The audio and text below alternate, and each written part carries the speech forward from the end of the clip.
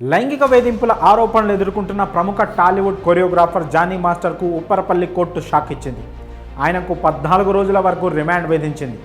October 3వ తేదీ వరకు జానీ మాస్టర్ పోలీసుల రిమాండ్లోనే ఉండనున్నారు. కోర్టు రిమాండ్ విధించాక జానీ మాస్టర్ను చెంచల్గూడ జైలుకు తరలించారు. జానీ మాస్టర్ తన వద్ద పనిచేసే అసిస్టెంట్ కొరియోగ్రాఫర్పై లైంగిక వేధింపులకు పాల్పడిన వివాదం సినీ రాజకీయ వర్గాల్లో తీవ్ర కలకలం రేపింది.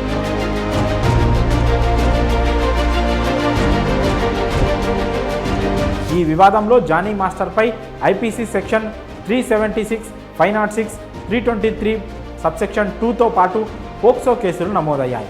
ఈ నేపథ్యంలో గోవాలో జానీ మాస్టర్ను అదుపులోకి తీసుకున్న సైబరాబాద్ పోలీసుల బృందం హైదరాబాద్కు తీసుకొచ్చింది.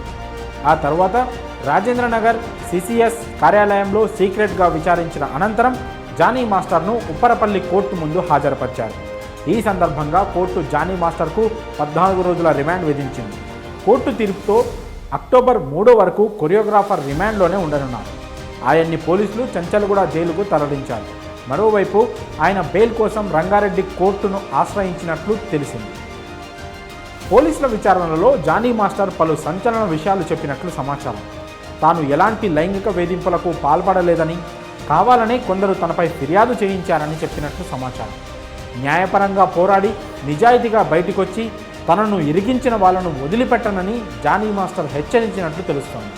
నార్సింగి పోలీసులు ఈ కేసు విచారణలో భాగంగా ఇప్పటికే బాధితురాలి వాగ్మూలం తీసుకున్నారు. బాధితురాలి ఇంట్లోనే విచారించిన పోలీసులు పలు వివరాలు సేకరించారు.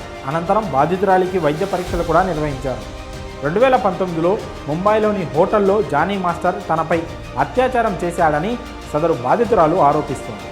తన మాట వినకపోతే ఆఫర్లు రాకుండా చేస్తానని బెదిరించినట్టు చెప్పారు.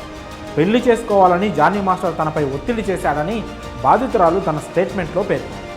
ఈ కేసుకు సంబంధించి న్యాయ పోరాటం చేస్తాం, కోర్టు నిజాలు తేలుస్తుందని జానీ మాస్టర్ భార్య ఆయేషా అలియాస్ సుమలత కోర్టు వెలుపల చెప్పారు. ఈ కేసులో పోక్సో యాక్ట్ ఉన్నందున జిల్లా కోర్టులో బెయిల్ పిటిషన్ దాఖలు చేస్తామని జానీ మాస్టర్ తరఫు న్యాయవాది తెలిపారు.